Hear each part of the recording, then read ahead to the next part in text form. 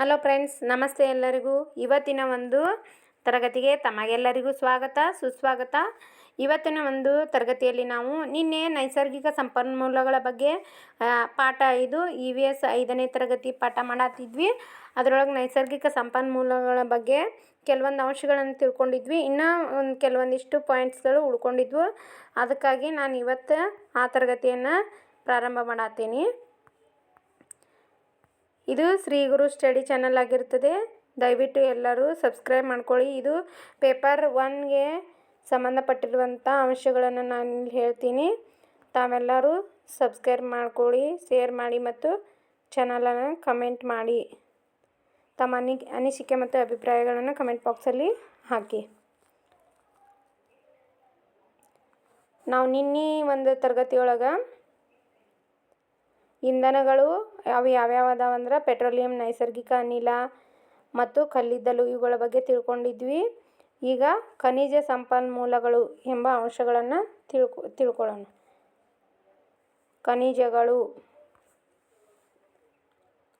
ಖನಿಜ ಸಂಪನ್ಮೂಲಗಳು ಅಂದರೆ ಯಾವ್ಯಾವ ಅದಾವ ಅಂಥೇಳಿ ನೋಡೋಣ ಬರ್ರಿ.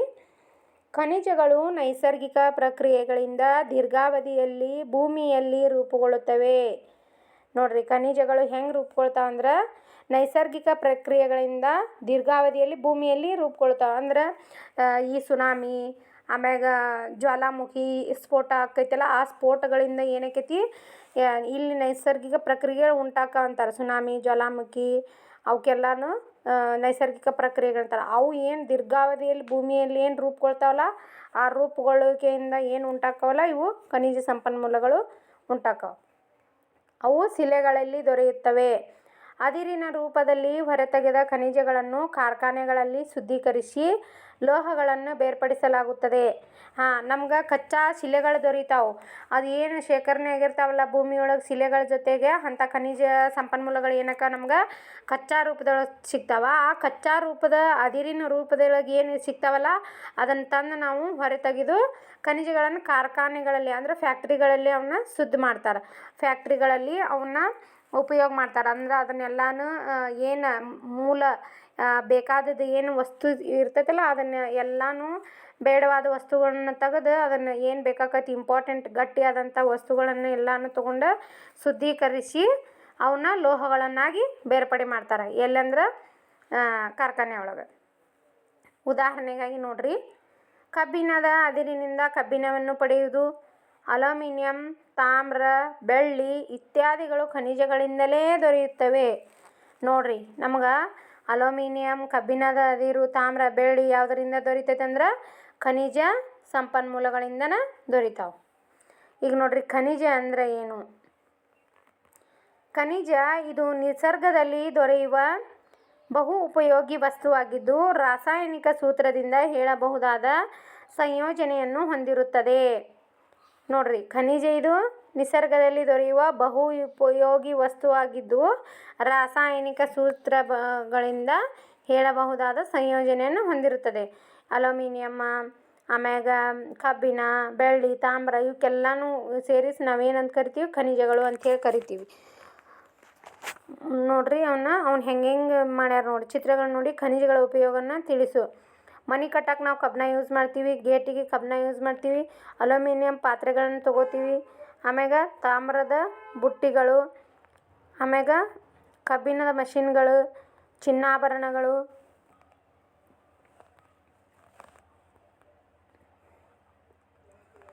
ಇನ್ನೂ ಅನೇಕ ರೀತಿಯ ಏನಂದ್ರೆ ವಸ್ತುಗಳನ್ನು ನಾವು ಪಡಿತೀವಿ ಖನಿಜಗಳಿಂದ. ನಮ್ಮ ಮನೆಯಲ್ಲಿ ಯಾವ ಯಾವ ಖನಿಜ ಉತ್ಪನ್ನಗಳನ್ನು ಬಳಸುವಿರಿ ಎಂಬುದನ್ನು ತರಗತಿಯಲ್ಲಿ ವಿವರಿಸು. ನಮ್ಮ ಮನೆಯೊಳಗೆ ಯಾವ್ಯಾವ ಖನಿಜವನ್ನು ಉಪಯೋಗಿಸ್ತೀವಿ ಅಂಥೇಳಿ ಮಕ್ಕಳು ಬರಿಬೇಕಂತೇಳಿ ಚಟುವಟಿಕೆ ಕೊಟ್ಟಾರ. ಖನಿಜಗಳು ನೈಸರ್ಗಿಕವಾಗಿ ಮತ್ತೆ ಭರ್ತಿಯಾಗಲು ಭೂಮಿಯ ಒಳಗಡೆ ನಡೆಯುವ ವೈಜ್ಞಾನಿಕ ಪ್ರಕ್ರಿಯೆಗಳನ್ನು ಅವಲಂಬಿಸಿವೆ. ನೋಡ್ರಿ, ಖನಿಜಗಳು ಏನು ಮಾಡ್ತಾವಂದ್ರೆ ನೈಸರ್ಗಿಕವಾಗಿ ಮತ್ತೆ ಭರ್ತಿಯಾಗಲು ಭೂಮಿಯ ಒಳಗೆ ನಡೆಯುವ ವೈಜ್ಞಾನಿಕ ಪ್ರಕ್ರಿಯೆಗಳನ್ನು ಅವಲಂಬಿಸಿವೆ. ಭೂಮಿಯೊಳಗೆ ಏನು ವೈಜ್ಞಾನಿಕ ಪ್ರಕ್ರಿಯೆಗಳು ನಡೀತಾವೆ, ಸುನಾಮಿ, ಅಂತರ್ಜಾಲ, ಜ್ವಾಲಾಮುಖಿ ಸ್ಫೋಟ, ಅನೇಕ ರೀತಿಯಾದಂಥ ಭೂಕಂಪ, ಹೀಗೆ ಎಲ್ಲ ಏನಕ್ಕೆ ಅಂದ್ರೆ ಭೂಮಿ ಒಳಗೆ ವೈಜ್ಞಾನಿಕ ಪ್ರಕ್ರಿಯೆಗಳು ನಡೀತಾವಲ್ಲ ಅವನ್ನ ಅವಲಂಬಿಸ್ಯಾವ ಇವು ಖನಿಜಗಳು. ಲಕ್ಷಾಂತರ ವರ್ಷಗಳ ದೀರ್ಘಾವಧಿಯಲ್ಲಿ ಖನಿಜಗಳು ರೂಪುಗೊಳ್ಳುತ್ತವೆ. ಖನಿಜಗಳು ರೂಪುಗೊಳ್ಬೇಕಂದ್ರೆ ನಮ್ಗೆ ಭಾಳ ವರ್ಷ ಬೇಕು. ಲಕ್ಷಾಂತರ ವರ್ಷಗಳ ದೀರ್ಘಾವಧಿಯಲ್ಲಿ ಖನಿಜಗಳು ರೂಪುಗೊಳ್ತಾವೆ. ಆದ್ದರಿಂದ ಇವುಗಳನ್ನು ಮಿತವಾಗಿ ಬಳಸಬೇಕು. ನಾವೇನು ಮಾಡ್ಬೇಕ್ರಿ? ಖನಿಜಗಳನ್ನು ಮಿತವಾಗಿ ಬಳಸಬೇಕು. ಪಟ್ಟಿಯಲ್ಲಿ ಕೊಟ್ಟಿರುವ ನೈಸರ್ಗಿಕ ಸಂಪನ್ಮೂಲಗಳ ಉಪಯೋಗಗಳನ್ನು ಬರೆಯಿರಿ. ನೈಸರ್ಗಿಕ ಸಂಪನ್ಮೂಲಗಳು ಮಣ್ಣಿನಿಂದ ಏನು ಮಾಡ್ಬೋದು ನಾವು? ಮಣ್ಣು ಭಾಳ ಇಂಪಾರ್ಟೆಂಟ್ ಐತಿ. ಎಲ್ಲದಕ್ಕೂ ಪ್ರತಿಯೊಂದಕ್ಕೂ ಇಂಪಾರ್ಟೆಂಟ್ ಐತಿ. ಸಸ್ಯಗಳು ಬೆಳೆಗಳನ್ನು ಬೆಳೆಯೋಕೆ, ಆಮ್ಯಾಗ ನಾವು ಅಡ್ಡಾಡೋದು ಮಣ್ಣಿನ ಮೇಲೆ. ಹೀಗಾಗಿ ಮಣ್ಣು ಭಾಳ ಇಂಪಾರ್ಟೆಂಟ್. ಕಾಡುಗಳು, ಸೌರಶಕ್ತಿ, ಪ್ರಾಣಿಗಳು, ಪಳೆಯುಳಿಕೆ ಇಂಧನಗಳು, ಖನಿಜಗಳು ಆ ಥರದ್ದೆಲ್ಲ ಉಪಯೋಗ ಸಾಕಷ್ಟು ಐತಿ. ಅದರಿಂದ ನಾವು ಏನೇನು ಮಾಡ್ತೀವಿ ಅನ್ನೋದನ್ನು ಬರಿಬೇಕಿಲ್ಲಿ. ನಿನ್ನ ಮನೆ ಕಟ್ಟಲು ಬಳಸಿರುವ ವಸ್ತುಗಳನ್ನು ಪಟ್ಟಿ ಮಾಡು. ಆ ಪಟ್ಟಿಯಲ್ಲಿರುವ ನೈಸರ್ಗಿಕ ಸಂಪನ್ಮೂಲಗಳನ್ನು ಚಿಹ್ನೆಯ ಮೂಲಕ ಗುರುತಿಸು. ಇದರಿಂದ ನೀನು ಏನು ತಿಳಿದೆ ಎಂಬುದನ್ನು ಬರೆಯಿರಿ. ಮನೆ ಕಟ್ಟಕ್ಕೆ ನಾವು ಕಬ್ಬಣ, ಸಿಮೆಂಟು, ಇಟ್ಟಿಗೆ ಇವೆಲ್ಲಗಳನ್ನು ಬೆಳೆಸಿರ್ತೀವಿ. ಅವು ಹೆಂಗೆ ತೊಗೊಂಡಿವಿ ಅನ್ನೋದು ರೈಟ್ ಹಾಕಿ ಬರಿಬೇಕು. ನಮ್ಮ ಅಗತ್ಯತೆಗಳ ಪೂರೈಕೆಗೆ ಅವಶ್ಯಕವಾಗಿರುವ ಈ ಸಂಪನ್ಮೂಲಗಳು ಎಲ್ಲ ಪ್ರದೇಶಗಳಲ್ಲೂ ಒಂದೇ ಸಮಾನಾಗಿ ಲಭ್ಯವಿರುವುದಿಲ್ಲ. ನಮ್ಮ ಅಗತ್ಯತೆಗಳಿಗೆ ಅವಶ್ಯಕವಾಗಿರುವ ಈ ಸಂಪನ್ಮೂಲಗಳು ಎಲ್ಲ ಪ್ರದೇಶಗಳಲ್ಲಿ ಒಂದೇ ಸಮನಾಗಿ ಲಭ್ಯವಿರುವುದಿಲ್ಲ.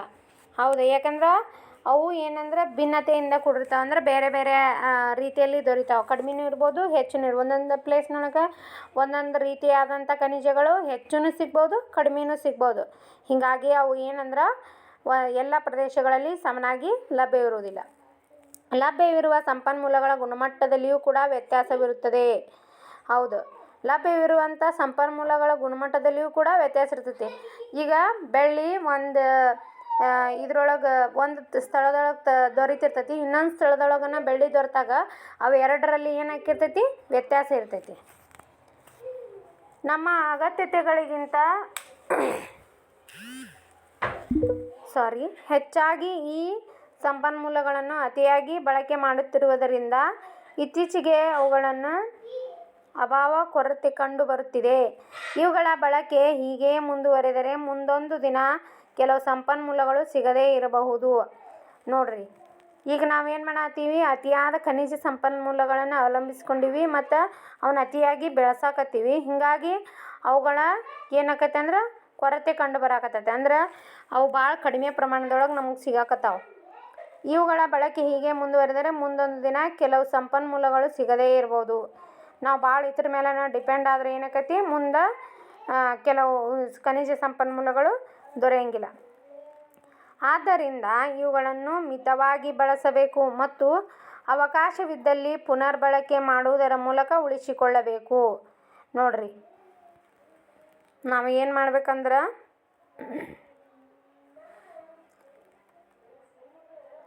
ಇವುಗಳ ಬಳಕೆ ಏನು ಮಾಡ್ಬೇಕಂದ್ರೆ ಸ್ವಲ್ಪ ಕಡಿಮೆ ಪ್ರಮಾಣದೊಳಗೆ ಬಳಸಬೇಕು. ಮತ್ತು ಅವನ ಅವಕಾಶವಿದ್ದಲ್ಲಿ ಪುನರ್ಬಳಕೆ ಮಾಡುವಂಥ ಅವಕಾಶ ಇತ್ತಂದ್ರೆ, ಈಗ ನಾವು ಒಂದು ಕಬ್ಬನ್ನ ಯೂಸ್ ಮಾಡೀವಂದ್ರೆ ಅದು ಮತ್ತೆ ಎದಕ್ಕೂ ಬರೋಂಗಿಲ್ಲ ಅಂತೇಳಿ ಚೆಲ್ಬಾರ್ದು. ಅದನ್ನು ಅದು ಏನರ ಉಪಯೋಗ ಬರ್ತಿತ್ತಂದ್ರೆ ಅದನ್ನು ಪುನಃ ಬಳಸಬೇಕು ಅಂಥೇಳಿ ಹೇಳ್ತಾರೆ. ಅದನ್ನ ಪುನಃ ಬಳಸಬೇಕು. ಮತ್ತು ಅವಕಾಶವಿದ್ದಲ್ಲಿ ಪುನರ್ಬಳಕೆ ಮಾಡುವುದರ ಮೂಲಕ ಉಳಿಸಿಕೊಳ್ಳಬೇಕು. ನೈಸರ್ಗಿಕ ಸಂಪನ್ಮೂಲಗಳು ನಮ್ಮ ಅಗತ್ಯತೆಗಳಾಗಿವೆಯೇ ಹೊರತು ದುರಾಶೆಗಳನ್ನು ಪೂರೈಸಲು ಅಲ್ಲ. ನೈಸರ್ಗಿಕ ಸಂಪನ್ಮೂಲಗಳು ನಮ್ಮ ಅಗತ್ಯತೆಗಳಿಗಾಗಿ ಬೇಕು. ಮನೆ ಅಂದರೆ ನಮ್ಗೆ ಅಗತ್ಯವಾಗಿ ಬೇಕು. ಆ ಮನೆ ಕಟ್ಟಕ್ಕೆ ಕಬ್ಬನ್ನು ಅತಿ ಅವಶ್ಯಕವಾಗಿ ಬೇಕು. ಹಾಗಾಗಿ ಅದು ಅಗತ್ಯತೆ. ನಾವು ದುರಾಶೆಗಳನ್ನು ಪೂರೈಸಲು ಖನಿಜ ಸಂಪನ್ಮೂಲಗಳನ್ನು ಯೂಸ್ ಮಾಡ್ಕೊಳಂಗಿಲ್ಲ. ಬಂಗಾರ, ಬೆಳ್ಳಿ ಎಲ್ಲನೂ ಅಷ್ಟೇ. ನಾವು ಯಾವುದೇ ಖನಿಜಗಳನ್ನು ಉಪಯೋಗಿಸ್ಕೊಂಡ್ರೂ ಸಹಿತ ನಾವು ದುರಾಸೆಯಿಂದ ಉಪಯೋಗಿಸ್ಕೊಳ್ಳೋದಿಲ್ಲ. ಅವನ್ನ ಒಂದು ಅಗತ್ಯತೆಗಳಿಗೆ ತಕ್ಕಂತೆ ಉಪಯೋಗಿಸ್ತೀವಿ. ನೈಸರ್ಗಿಕ ಸಂಪನ್ಮೂಲಗಳನ್ನು ಮಿತವಾಗಿ ಬಳಸಿ ಪರಿಸರದ ಸಮತೋಲನವನ್ನು ಕಾಪಾಡಬೇಕು. ನೋಡ್ರಿ, ನಾವು ನೈಸರ್ಗಿಕ ಸಂಪನ್ಮೂಲಗಳನ್ನು ಮಿತವಾಗಿ ಬಳಸೋದ್ರಿಂದ ಪರಿಸರ ಸಮತೋಲನ ಕಾಪಾಡಿದಂಗೆ ಆಗ್ತದೆ. ನಿಮಗಿದು ಗೊತ್ತೇ? ಹಿಂದೆ ಪರ್ವತ, ಕಾಡು, ಖನಿಜ, ನಿಕ್ಷೇಪ, ಪ್ರಾಣಿ, ಮಣ್ಣು, ನೀರು ಇತ್ಯಾದಿ ನೈಸರ್ಗಿಕ ಅಂಶಗಳನ್ನು ಸಂಪನ್ಮೂಲಗಳೆಂದು ಪರಿಗಣಿಸಲಾಗುತ್ತಿತ್ತು. ನೋಡ್ರಿ, ಪರ್ವತ, ಕಾಡು, ಖನಿಜ, ನಿಕ್ಷೇಪ, ಪ್ರಾಣಿ, ಮಣ್ಣು, ನೀರು ಇತ್ಯಾದಿ ನೈಸರ್ಗಿಕ ಅಂಶಗಳನ್ನು ಸಂಪನ್ಮೂಲಗಳೆಂದು ಪರಿಗಣಿಸಲಾಗುತ್ತಿತ್ತು. ಈಗ ಅದು ಬದಲಾಗಿ ಹೆಚ್ಚು ವ್ಯಾಪಕ ಅರ್ಥವನ್ನು ಹೊಂದಿದೆ. ಈಗೇನಾಕೈತಿ, ಅದು ಬದಲಾಗಿ ಹೆಚ್ಚು ವ್ಯಾಪಕವಾಗಿ ಅಂದ್ರೆ ಹೆಚ್ಚು ವಿಸ್ತಾರವಾದ ಪದವನ್ನು ಹೊಂದಿದೆ. ಸಂಪನ್ಮೂಲ ಎಂಬ ಪದದ ಅರ್ಥವು ಕಾಲದಿಂದ ಕಾಲಕ್ಕೆ ಬದಲಾಗುತ್ತದೆ. ಕಾಲದಿಂದ ಕಾಲಕ್ಕೆ ಬದಲಾಗುತ್ತಾ ಬಂದಿದೆ. ಸಂಪನ್ಮೂಲ ಅನ್ನೋದು ಮೊದಲು ಬರೀ ಪರ್ವತ, ಕಾಡು, ಖನಿಜ, ನಿಕ್ಷೇಪ, ಪ್ರಾಣಿ ಇವು ಕಷ್ಟ ಕರೀತಿದ್ರು. ಆಮೇಲೆ ಏನಾತ, ಖನಿಜ ಸಂಪನ್ಮೂಲಗಳ ಕಲ್ಲಿದ್ದಲು, ಆಮ್ಯಾಗ ಪೆಟ್ರೋಲಿಯಂ ಇವು ಎಲ್ಲನೂ ಅಂತಂದ್ವಿ. ಮತ್ತು ಆಮೇಲೆ ಏನು ಮಾಡಿದ್ವಿ, ಕಬ್ಬಿಣ, ಬೆಳ್ಳಿ, ತಾಮ್ರ, ಚಿನ್ನ, ವಜ್ರ, ವೈಡೂರ್ಯ ಇವೆಲ್ಲನೂ ಖನಿಜ ಸಂಪನ್ಮೂಲಗಳು ಅಂದ್ಕೊಂಡಿವಿ. ಹಿಂಗೆ ಏನಾಗೈತೆ ಅಂದ್ರೆ ಕಾಲದಿಂದ ಕಾಲಕ್ಕೆ ಬದಲಾಗ್ಕೊಂತ ಬಂದೈತಿ. ಒಂದು ವಸ್ತುವನ್ನು ಒಂದು ಕಾಲದಲ್ಲಿ ಸಂಪನ್ಮೂಲವೆಂದು ಪರಿಗಣಿಸಿರುವುದು ಮತ್ತೊಂದು ಕಾಲದಲ್ಲಿ ಹಾಗೆಯೇ ಪರಿಗಣಿಸಲಾಗುವುದಿಲ್ಲ. ಉದಾಹರಣೆಗೆ, ನೈಸರ್ಗಿಕ ಅನಿಲ ಈಗ ಸಂಪನ್ಮೂಲ. ಒಂದು ವಸ್ತುವನ್ನು ಒಂದು ಕಾಲದಲ್ಲಿ ಸಂಪನ್ಮೂಲವೆಂದು ಪರಿಗಣಿಸಿರುವುದು ಮತ್ತೊಂದು ಕಾಲದಲ್ಲಿ ಹಾಗೆಯೇ ಪರಿಗಣಿಸಲು ಆಗುವುದಿಲ್ಲ. ಒಂದು ಕಾಲದೊಳಗೆ ಒಂದು ಸಂಪನ್ಮೂಲ ಅಂಥೇಳಿ ಅದನ್ನ ಅಂದ್ಕೊಂಡಿವಿ, ಮತ್ತು ಅದನ್ನು ಮುಂದಿನ ಕಾಲದೊಳಗೆ ಅದನ್ನು ಸಂಪನ್ಮೂಲ ಅಂತೇಳಿ ಪರಿಗಣಿಸಲಾಗುವುದಿಲ್ಲ. ಉದಾಹರಣೆಗಾಗಿ, ನೈಸರ್ಗಿಕ ಅನಿಲ ಈಗ ಸಂಪನ್ಮೂಲ. 1000 ವರ್ಷಗಳ ಹಿಂದೆ ಅದು ಜನರಿಗೆ ಸಂಪನ್ಮೂಲವಾಗಿರಲಿಲ್ಲ. ನೋಡ್ರಿ, 1000 ವರ್ಷಗಳ ಹಿಂದೆ ನೈಸರ್ಗಿಕ ಅನಿಲ ಏನಾಗಿತ್ತಂದ್ರೆ ಅದು ಸಂಪನ್ಮೂಲ ಆಗಿರಲಿಲ್ಲ. ಆದರೆ ಈಗ ಅದು ಒಂದು ಮುಖ್ಯವಾದ ಸಂಪನ್ಮೂಲ ಆಗೈತೆ ನಮ್ಗೆ. ಎಲ್ಲ ಕಡೆಗೂ ದೊರೆಯುವ ಸಂಪನ್ಮೂಲವಾದ ಸೂರ್ಯನ ಬೆಳಕು, ನೀರು, ಮಣ್ಣು ಸರ್ವವ್ಯಾಪಿ ಸಂಪನ್ಮೂಲವೆನ್ನುತ್ತಾರೆ. ಎಲ್ಲ ಕಡೆಗೂ ದೊರೆಯುವ ಸಂಪನ್ಮೂಲವಾದ ಸೂರ್ಯನ ಬೆಳಕು, ನೀರು, ಮಣ್ಣನ್ನು ಸರ್ವವ್ಯಾಪಿ ಸಂಪನ್ಮೂಲ ಎಂದು ಕರೆಯುತ್ತಾರೆ. ಸರ್ವವ್ಯಾಪಿ ಸಂಪನ್ಮೂಲಗಳೆಂದರೆ ಯಾವ್ಯಾವು ಅಂತ ಕೇಳಿದ್ರೆ ಸೂರ್ಯನ ಬೆಳಕು, ನೀರು, ಮಣ್ಣು. ಕಾಡು ಸಂಪನ್ಮೂಲಗಳನ್ನು ಉರುವಲು ಅಥವಾ ಮರಮುಟ್ಟುಗಳಿಗೆ ಉಪಯೋಗಿಸಿದರೆ ಪುನಃ ಉಪಯೋಗಿಸಲು ಸಾಧ್ಯವಿಲ್ಲ. ನೋಡ್ರಿ, ಕಾಡು ಸಂಪನ್ಮೂಲಗಳನ್ನು ಉರುವಲು ಅಥವಾ ಮರಮುಟ್ಟುಗಳಿಗೆ ಉಪಯೋಗಿಸಿದರೆ ಪುನಃ ಉಪಯೋಗಿಸಲು ಸಾಧ್ಯವಿಲ್ಲ. ಯಾಕಂದ್ರೆ ಅದು ಸುಟ್ಟು ಬಿಟ್ಟಿರ್ತೈತಿ. ಆಗ ಕಾಡುಗಳು ನವೀಕರಿಸಲಾಗದ ಸಂಪನ್ಮೂಲಗಳಾಗುತ್ತವೆ. ಹೌದು, ನಾವೊಂದ್ಸಲ ಅದನ್ನು ಮರ ಕಡ್ದು ಅದನ್ನು ಉಪಯೋಗ ತೊಗೊಂಡಿವಿ ಅಂದ್ರೆ ಅದು ಹೊಳ್ಳಿ ಏನು ಆಕತ್ತೆ ಅಂದ್ರೆ ಮತ್ತೆ ಹೊಳ್ಳಿ ನಾವು ಅದನ್ನು ಉಪಯೋಗಿಸಂಗಿಲ್ಲ. ಅದಕ್ಕೆ ಅದು ನವೀಕರಿಸಲಾಗದ ಸಂಪನ್ಮೂಲ ಅಂತೀವಿ. ಆದ್ರೆ ಅದು ಒಂದು ಮರ ಬಡ್ಡಿಗೆ ಹಚ್ಚಿ ಕಡಿಲಿಲ್ಲ ಅಂದ್ರೆ ಅದು ಚಿಗುಕು ಅಂತ ಬರ್ತೈತಿ. ಅದು ಹೊಳ್ಳಿ ಒಂದು ದೊಡ್ಡ ಮರ ಆಗ್ಬೋದು. ಮರಗಳನ್ನು ಪುನಃ ಬೆಳೆಸುವುದು, ಮಿತವಾಗಿ ಬಳಸುವುದರ ಮೂಲಕ ನವೀಕರಿಸಬಹುದಾದ ಸಂಪನ್ಮೂಲಗಳಾಗಿ ಪರಿವರ್ತಿಸಬಹುದು. ಮರಗಳನ್ನು ಏನು ಮಾಡೋದು, ನಾವು ಕಡಿದ್ರೆ ಮತ್ತೆ ಚಿಗಿದ ತಕ್ಷಣ ಅದಕ್ಕೆ ಮತ್ತೆ ನಾವು ಸರಿಯಾಗಿ ಪೋಷಣೆ ಕೊಟ್ಟು ಅದನ್ನು ಬೆಳೆಸ್ಬೇಕು. ಸಮುದ್ರದ ಉಪ್ಪು ನೀರನ್ನು ಕುಡಿಯಲು ಯೋಗ್ಯವಾಗಿ ಮಾಡುವ ವಿಧಾನಗಳು ಈಗ ಬಳಕೆಯಲ್ಲಿವೆ. ಆದರೆ ಅದು ದುಬಾರಿ ವೆಚ್ಚದಾಯಕವಾಗಿವೆ. ನೋಡ್ರಿ, ಸಮುದ್ರದಲ್ಲಿರುವಂಥ ಉಪ್ಪು ನೀರನ್ನು ಕುಡಿಬೇಕಂಥೇಳಿ ಈಗ ಅನೇಕ ತಂತ್ರಜ್ಞಾನಗಳ ಮೂಲಕ ಏನು ಮಾಡಾಕತ್ತಾರ ಅಂದ್ರೆ ತಂತ್ರಜ್ಞಾನಗಳನ್ನು ಉಪಯೋಗಿಸ್ಕೊಂಡು ಕುಡಿಯೋಕೆ ನೀರು ಇದನ್ನು ಮಾಡಾಕತ್ತಾರ, ಬಳಸ್ಬೇಕಂಥೇಳಿ ಯೋಚನೆ ಮಾಡತ್ತಾರ. ಆದರೆ ಅದು ಭಾಳ ವೆಚ್ಚದಾಯಕವಾಗಿದೆ. ಯಾಕಂದ್ರೆ ನಮ್ಮಲ್ಲಿ ಕುಡಿ ನೀರು ಭಾಳ ಇಲ್ಲ. ಬರೀ ಏನಂದ್ರೆ 2.5% ಅಷ್ಟೇ ಕುಡಿಯಲು ಬಳಸುವಂಥ ನೀರು ಐತಿ. ಉಳಿದಿದ್ದೆಲ್ಲ ಸಮುದ್ರ ನೀರು ಉಪ್ಪಿನಿಂದ ಕುಡಿದೈತಿ. ಹಾಗಾಗಿ ಕುಡಿ ನೀರು ಭಾಳ ಇಂಪಾರ್ಟೆಂಟ್ ಐತಿ. ಅದಕ್ಕೆ ಭಾಳ ಸಮುದ್ರ ನೀರು ರಗಡೈತಿ, ಅದರ ಉಪ್ಪು ಐತಿ, ಅದನ್ನು ಬಳಸ್ಬೇಕಂಥೇಳಿ ತಂತ್ರಜ್ಞಾನ ಮೂಲಕ ಇದನ್ನು ಮಾಡತ್ತಾರ. ಅದು ವೆಚ್ಚದಾಯಕವಾಗಿದೆ. ಮಾನವನಲ್ಲಿ ಹುದುಗಿದ ಬುದ್ಧಿಶಕ್ತಿ, ಕ್ರಿಯಾಶೀಲ ಮನಸ್ಸು, ಪರಿಣಿತಿ, ಸೌಂದರ್ಯ ಪ್ರಜ್ಞೆ ಮೊದಲಾದ ಅನೇಕ ಸಾಮರ್ಥ್ಯಗಳು ಇರುವುದರಿಂದ ಆತನು ಸಹ ಒಂದು ರೀತಿಯ ಸಂಪನ್ಮೂಲ ಎನ್ನಬಹುದು. ಮಾನವನಲ್ಲಿರುವಂಥ ಬುದ್ಧಿಶಕ್ತಿ, ಅವನಲ್ಲಿರುವಂಥ ಕ್ರಿಯಾಶೀಲ ಮನಸ್ಸು, ಪರಿಣಿತಿ, ಸೌಂದರ್ಯ ಪ್ರಜ್ಞೆ ಮೊದಲಾದ ಅನೇಕ ಸಾಮರ್ಥ್ಯಗಳು ಇರುವುದರಿಂದ ಆತನು ಸಹ ಒಂದು ರೀತಿಯ ಸಂಪನ್ಮೂಲವೆನ್ನಬಹುದು. ನೋಡ್ರಿ, ಮಾನವನಲ್ಲಿರುವಂಥ ಬುದ್ಧಿಶಕ್ತಿ, ಕ್ರಿಯಾಶೀಲ ಸಾಮರ್ಥ್ಯ ಏನೈತಲ್ಲ ಇವಕ್ಕೆಲ್ಲನೂ ನಾವೇನಂತ ಕರಿತೀವಿ, ಇವು ಒಂದು ರೀತಿಯಾದಂಥ ಸಂಪನ್ಮೂಲ ಅಂಥೇಳಿ ಕರಿತೀವಿ. ನಾವು ಒಂದು ಮಾನವರಂದ್ರೆ ನಾವು ಒಂದು ಸಂಪನ್ಮೂಲ ಇದ್ದಂಗೆ. ತಮಗೆಲ್ಲರಿಗೂ ಈ ಒಂದು ಅಧ್ಯಾಯ ಇಷ್ಟ ಆಗಿದೆ ಅಂತ ಭಾವಿಸ್ತಾ ಪ್ಲೀಸ್ ಚಾನಲನ್ನು ಸಬ್ಸ್ಕ್ರೈಬ್ ಮಾಡ್ಕೊಳ್ಳಿ. ನಾನು EVS ಕ್ವೆಶ್ಚನ್ ಪೇಪರನ್ನು ಬಿಡಿಸ್ಬೇಕಂತ ಅಂದ್ಕೊಂಡೀನಿ. ಬಿಡಿಸಿ ಹಾಕ್ತೀನಿ. ತಾವೆಲ್ಲರೂ ನೋಡಿ ಸಹಕರಿಸಿ ಮತ್ತು ಸಬ್ಸ್ಕ್ರೈಬ್ ಮಾಡ್ಕೊಳ್ಳಿ. ತಮಗೆಲ್ಲ ಏನಾದರೂ ಬೇಕು, ಇಂಥದ್ದು ಟಾಪಿಕ್ ಬೇಕು ಅಂತ ಹೇಳಿದ್ರೆ ಕಮೆಂಟ್ ಸೆಕ್ಷನಲ್ಲಿ ಕಮೆಂಟ್ ಮಾಡಿ please. Thank you so much. Thank you to all.